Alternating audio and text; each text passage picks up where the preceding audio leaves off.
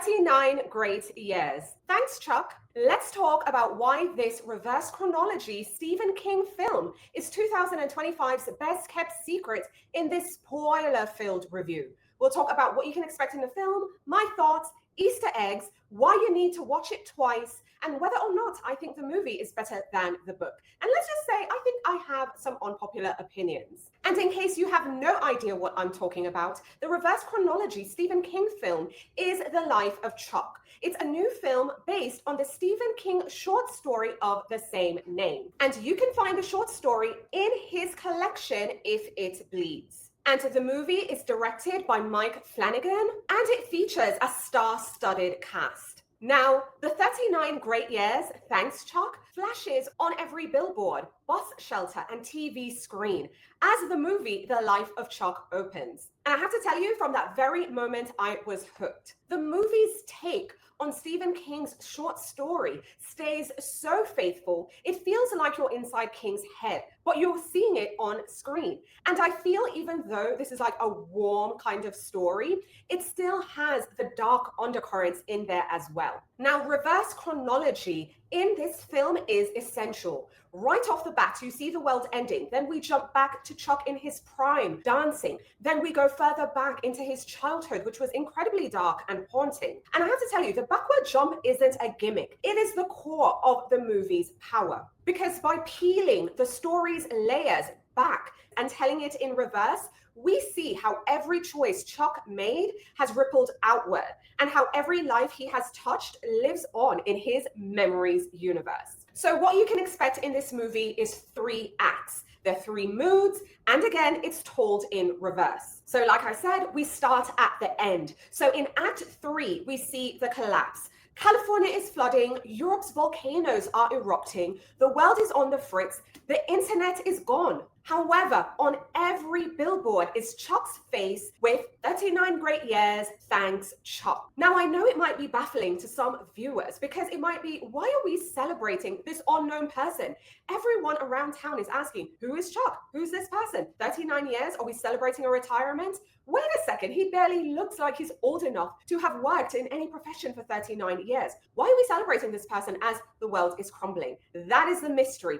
That's what kept me glued, and I hope it keeps you glued too. Because it's very easy to misread those ads, again, as corporate marketing, as a celebration of a retirement, until you realize the key, that they map everything to Chuck's own life and its ending. So we are celebrating a life, even though that life might seem insignificant to most. Now, there's an Easter egg in this act. I don't know if you spotted it, which is essentially this story collection, If It Bleeds, which has the story, The Life of Chuck. This was tucked in Marty's bookshelf, so I felt, okay, this is the director's nod to the source material. Now, remember, like I said earlier, this is told in reverse. So next, we get to Chuck when he's in the thick of life, he's in his prime, he's suited up, he's rolling city streets, and then we see him breaking out into an impromptu dance. Now, the images on screen have him with his partner, but Chuck starts dancing by himself.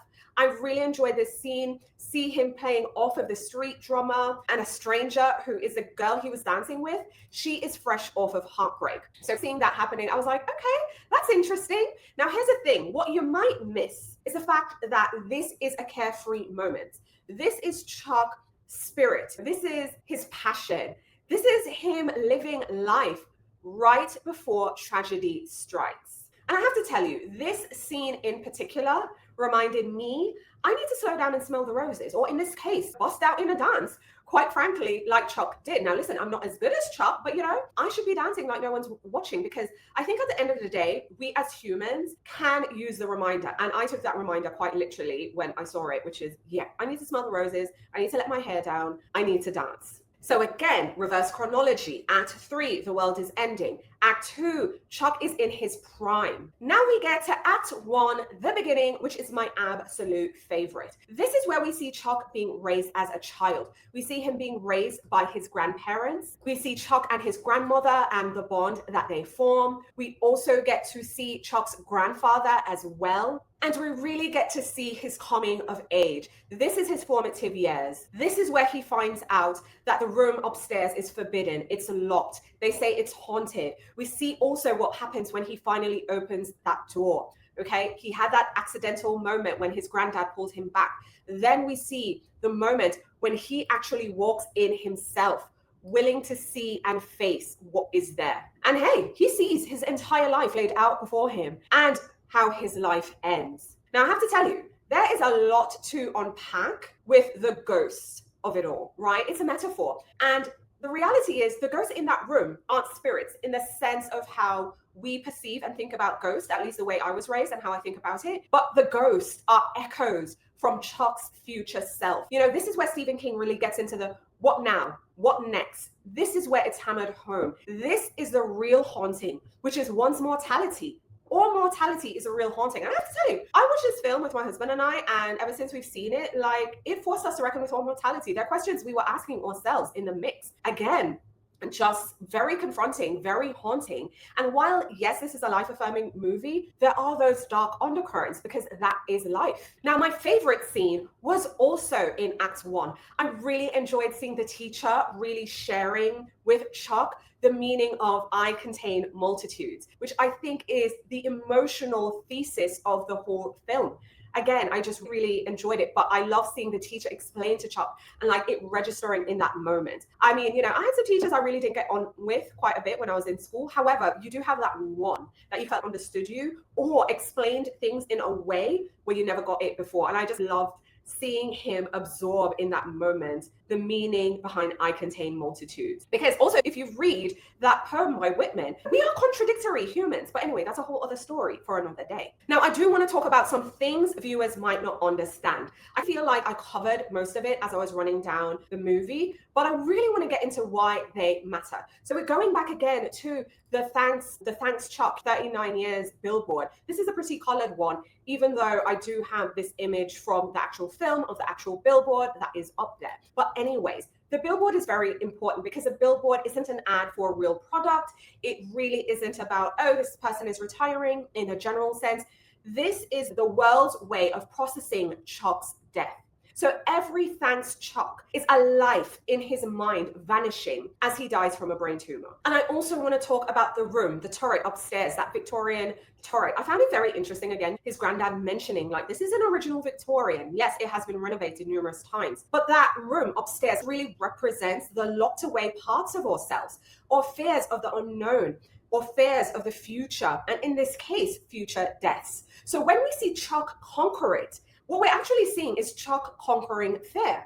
I really appreciated that. And because I don't have like perfect high-res photos, a visual note that you can notice is just the shifting of the color palettes. So if you pay attention, like in Act 3, because again, we started at the end, we're going in reverse. It is very dark. It is very grays. Actually, look at this image, right? This is the end. It's very dark. It's very darks and grays. And even though this is representing night, again, I promise when you watch the daytime versions, it's very dark and gray.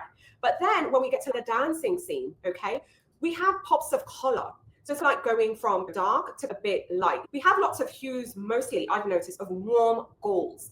But then, of course, when we get to the end in Act 1, we have more pastel colors. Again, I know I don't have like high-res photos, but again, watching it on screen, you'll be able to see that. That's very more nostalgic in a way. And I felt it was very representative of Chuck's energy, of the life force. So we have the pastels and the brights and the golds as we're going in. But as we're getting to the end, it's getting really dark. So yeah, I thought, again, the imagery was just very well done. This was very well directed. Love the actors as well. I have to tell you, it came close to being a blockbuster. Like, it was near perfect. This is like a very near perfect film. So far, I've seen a few movies. There's a lot I've missed, but this is my favorite movie of 2025 so far. I mean, Sinners is a very close one because I love Sinners very much. However, Sinners is not an adaptation. This one, hands down, again, so close to perfect. The blockbuster suspense hook, the emotional heft, the character study. I have to be honest, I'm surprised more people aren't talking about this. This is a very life-affirming gem, but again, with the light, you will have bits of dark. Again, absolutely brilliant. I adored it. Now let's get into the classic debate of, did the movie do a better job than the story? I have to tell you, this is one of those rare instances where I think the movie did an amazing job. And I'm going to tell you why. This is a rare instance, folks, where the movie delivers 1000%. Here's the thing. This is a very faithful adaptation. Very faithful. The source material and the movie tell the same story in the same order. Both are very good. However, I feel the movie facilitates more connections between the stories, which further emphasizes the story's themes of just the way how one person's life, an ordinary person, can ripple throughout multiple people and through their lives. It has multiple ripple effects. And I also want to add, the movie builds out more female characters. We had longer monologues. We had characters having that added significance. I felt it really added more layers, more depth. It gave us more texture than the original story did. Now, in the next video, and I'll include a card up here and a link in the video's description, I'll get into the differences between the book and the movie, because this is more of a review than anything else. And I have to say, before we wrap up this review, here's the thing. We need to watch this movie twice. There's so many Easter eggs, there's so many nuances, there's so many things, muted background dialogue, flash frames, so many things we're going to need to pay attention to. I haven't read this story in a minute, and I went to the cinema and I was like, oh my gosh, I need to read this story again. But I also need to go watch the movie again.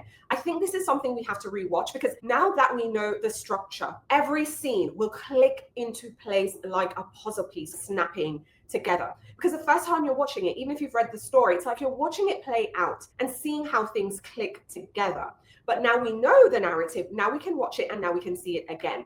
Now, in case you're wondering who this is for, if you are into stories with themes of mortality at the center, because that is the main connective tissue in this one here, the power of small joys, and the idea that every person's life, every person watching here, you and I and everyone, is an entire universe, because I contain multitudes and you do too. Again, Stephen King fans, this one is for you. This is the most faithful book adaptation in a minute, okay? This isn't cheap. This isn't rushed. As always, I will always want more, but this one was well done. You get the dark moments, you get the heart. And again, if you've ever had questions about life's fragility, where you're both excited but equally terrified, this one is for you. But I've jabbered on enough. I'd love to hear your thoughts. So please let me know in the comments if you've watched the movie, if you're planning to wait until it hits streaming, or are you going to the cinema? I am team you should go to the cinema and rewatch when it hits streaming. Let me know if you've watched it, if you've seen the Easter eggs, if you understood everything from the jump. Did you read the story before going to cinemas? Did you read the story after? Again, let's continue the conversation in the comments. And as always, if you haven't already, now's a great time to like the video, share the video, tell a friend, and subscribe, and look out for the next video that will talk about the differences and the similarities between the story and the movie. But the best part about subscribing and hitting that notification bell is so you're the first to know what's new when I go live and when new videos are uploaded. Thanks for watching. Talk to you soon.